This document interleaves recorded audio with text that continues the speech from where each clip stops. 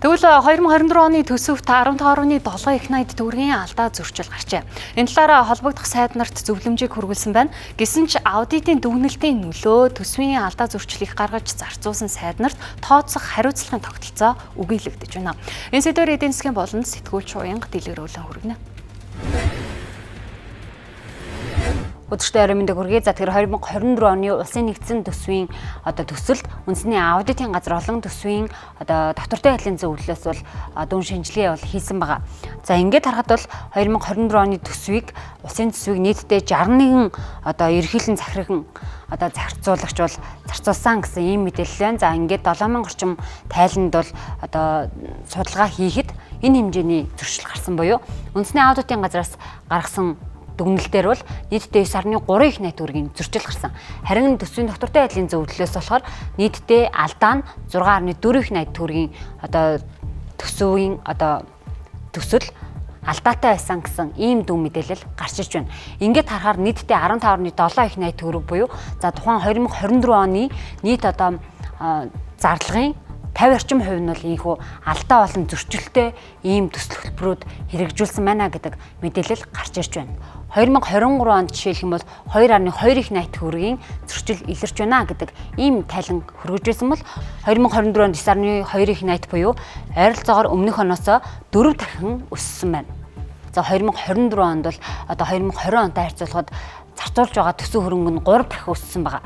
Гэтэл түүнийгээ дагаад зарцуулж байгаа төсөв хөрөнгөнд дунд эзэлж байгаа тухайн төсвийн ерөнхийлөн захирагч нар буюу сайд дарга нарын хувьд зарцуулж байгаа мөнгөнд дүн нь ийхүү зөрчилтэй алдаатай байх нь нийт дүнгийн 50%-ийг нь эзэлж байна гэсэн үг ээ. Үндэсний аудитын байгууллагаас нийтдээ эдгээр сайд нарт бол зөвлөмж бол хөргүүлсэн. Нэгсэндээ эдгээр сайд нарын гаргасан зарцуулсан мөнгөнд дүн нь тодорхой хэмжээний зөрчил агуулж байсан учраас энэ хэмжээний зөвлөмжийг хөрвүүлсэн гэсэн үг. За тухайн ерхий сайдаар ажиллаж байсан оюутанд бол 20 зөвлөмж. За одоогийн сангийн сайд жавхлан, тухайн үеийн мөн сангийн сайд жавхлан 18. За эдийн засгийн хөгжлийн сайдад 5 гэх мэтчлэнгээр ингээд бусад захиран зарцуулагч нар буюу бусад бас харьяалах газруудын дарга нарт болохоор нийтдээ 4 зөвлөмж гэх мэтчлэн ийм зөвлөмжүүдийг хөргүүлсэн. За ер нь бол үндэсний аудитын газраас гаргаж байгаа эдгээр зөвлөмж бол зөвлөмж төдийхнөр байгаа. Тухайн төсвийн ерөнхийлөн захирагч нарт яг ямар хариуцлага тооцсон зүйтэй вэ? За тэднийг эргээд яг энэ төсвийн алдаа зөрчилтэй байгаа эдгээрийг яаж сайжруулах вэ? Яаж татвар төлөгчдийн мөнгийг үр ашигтай мөн эдийн засагт ашигтай байдлаар зарцуулах нь зүйтэй вэ гэдэг дээр бол нарийн тогтсон тогтолцоо өгүүлэгдэж байна. Төсвийн сахилга бат хангалтгүй бай. За мөн тодорхой хэмжээгээр нэгтлэн бодох бүртгэлийн тухай хууль, төсвийн тухай хууль зэрэг санхүү эдийн засаг төсөвтэй холбоотой эрх зүйн актуудыг заасан заалтуудыг зөрчиж байгаа харагдаад байна. Засгийн газрын санхүүгийн нэгдсэн тайлан болон санхүүгийн байдлын тайланд ерөөсөө улсын төсвийн бүхий л байгууллагууд 6200 гаруй байгууллага. За мөн төрийн болон орон нутгийн өмчт аж ахуйн нэгж байгууллагууд. Төсөл сан зэрэг бүхий л байгууллагуудыг засгийн газрын за мөн төрийн хувь оролцоотой компаниуд бүгднгийнх нь санхүүгийн нэгтгэсэн балансыг нэгтгэл гэж ойлгож байна. Энэ нь утгаараа аваад үзвэл ерөөсөө сүүлийн жилүүд бол энэ төрийн аудитын байгууллагаас илрүүлсэн энэ алдаа зөрчил бол 2 дахин илүү нэмэгдэж байна.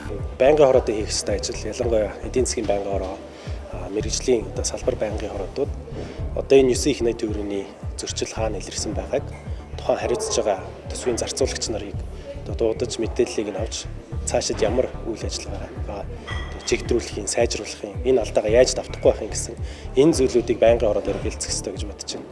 Тэгээ цаашдаа энүүгээрээ хийгээд явсан зүгээр болов гэж бодож байна.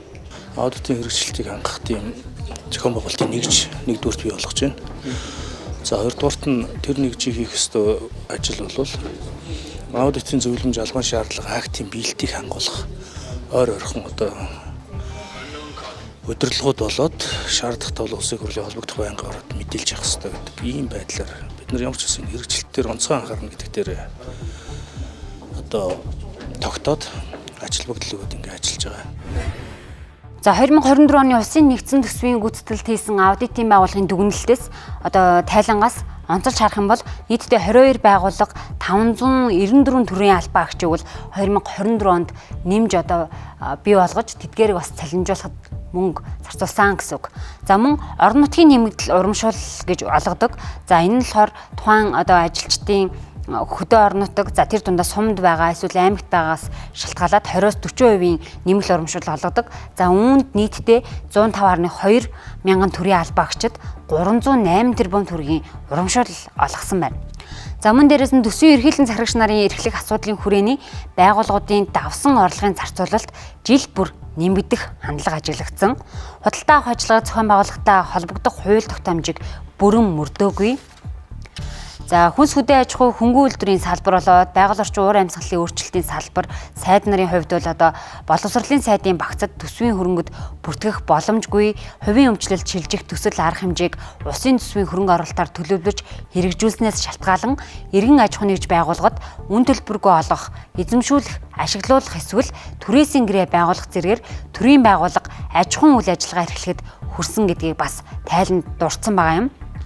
Засгийн газраас баталсан жилийн төсвийн хязгаарыг баримтлахгүй, за төсвийн жилийн дундуур улс төрийн бодлогоор амлалтын шинжтэй олон хуульчлагдсан зардлыг нэмэгдүүлж, урсгал зардлыг тэлж төлөвлөгдөөгүй, зориулалт бус арга хэмжээг санхүүжүүлж, төсвийн төлөвлөлтийн ач холбогдлыг бууруулсан гэсэн ийм тайлан мөн харагдаж байна. За энэ мэтчилгээр аудитын байгууллагаас гаргасан зөвхөн тайлан мэдээллийг л бид шүүж үзэхэд маш олон төрлийн ийм зөрчлүүд бол илэрч байна. Тэгээд цаашдаа бол уг нь бол одоо төр одоо аль болох анхаар бүтцээ болиулна, за бизнесийн эхнийг хувийн хвшлийг дэмжихэд онцгойлон анхаарна гэд янз бүрийн төсөл хөтөлбөрүүд бол санаачлан хэрэгжүүлэх одоо суурийг тавьсан идэж гисэн тэр нь яг байгаа онж чаддаггүй. За үрэлгэн хэд данхахаар энэ төр одоо байсаар л байна гэдгийг бас энэ тайлангаас бол харж болно. Тэгэхээр цаашдаа бас энэ 2025 онд ч гэсэн нөхцөл байдал, эдийн засгийн нөхцөл байдлуудыг харгалзан үзээд за энэ мэтчилгээр аудитын байгууллагын тайлан дүгнэлт зөвлөмжүүдийг бас харгалзан үзээд илүү одоо хариуцлагатайгаар за мөн дээрээс нь чамбай мөн байгаа онсон за ирэмбэлсэн ийм төсөл хөтөлбөрүүдийг хэрэгжүүлэх нь чухал байна. Мэдээлэл хүргэлээ.